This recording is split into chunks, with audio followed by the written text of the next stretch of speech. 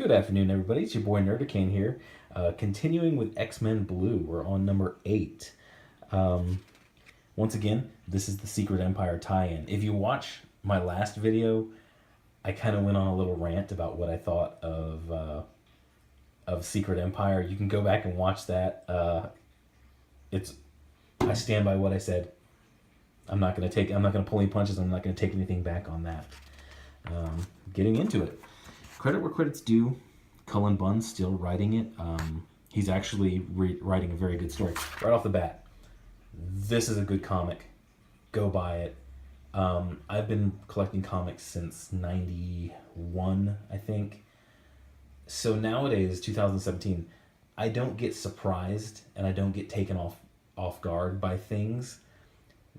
This comic book did it twice. And it was a lot of fun in doing it.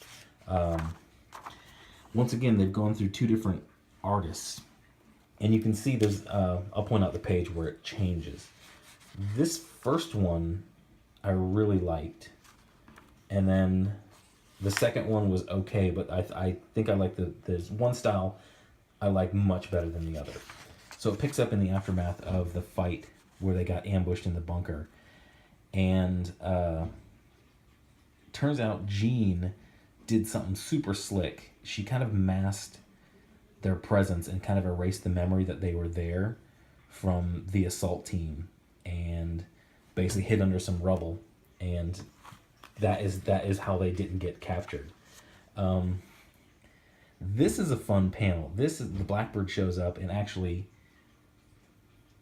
talks to them, and it's just they stand there in amazement for a second, and then right there, they say the same thing at the same time, because that's what they're thinking. They're being surprised that the Blackbird is talking to them.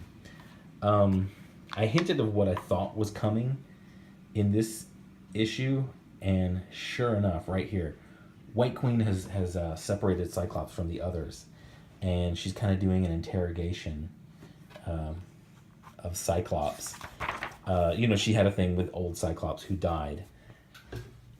And she's gone the psycho ex-girlfriend route, where she's basically going to force Cyclops to be that Cyclops again. And it's interesting and it's scary. I mean, imagine your ex-girlfriend from a different timeline wanted you back, and she was a psycho, but she had psychic powers, so she could imprint that upon you and make you do it. That's pretty scary. And it shows just how powerful the psychic and how disturbed and dangerous she is. So that's what's going on with Scott. It kind of sucks. Turns out Archangel was part of that group, so Angel is captured. And then you see them, they're stuck there. They've got power dampeners on them, so they really can't do anything. So that's like it for them. That kind of wraps them up. They're not in play right now. Cut to Briar Raleigh? Is that how you say it? I don't know.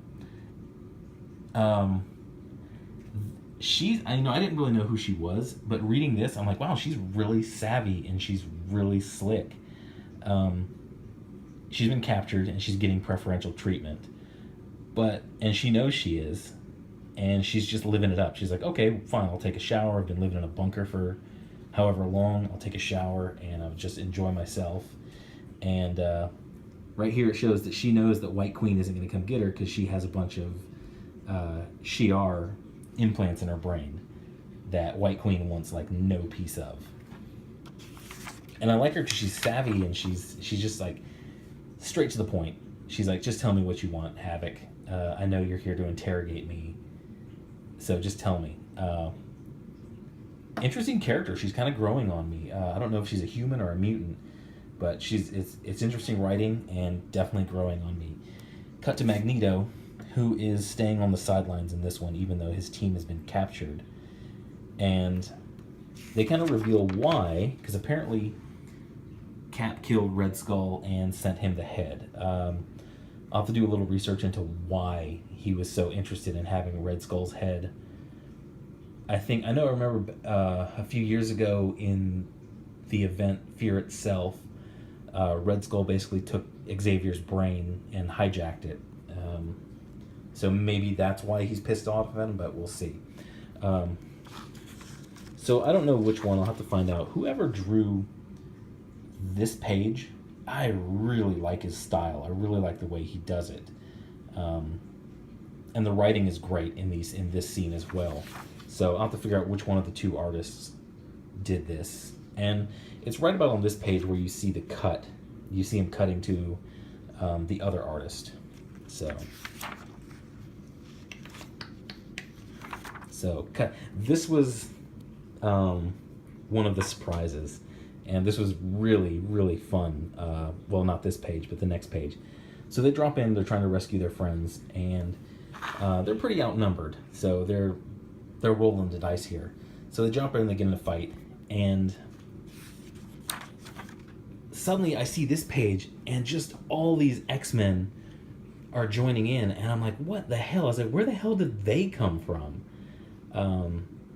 I read it fast, so my brain really didn't have time to go through the details. And look at Cable. Look how classic. I want a gun that big. I want a gun that's the size of a pantry door. But they come in and they start to kind of like piece it together that they're not real. They're an illusion. And then that was the first surprise, which I thought was great. That was a lot. That was very neat. Well done, Cullen Bunn.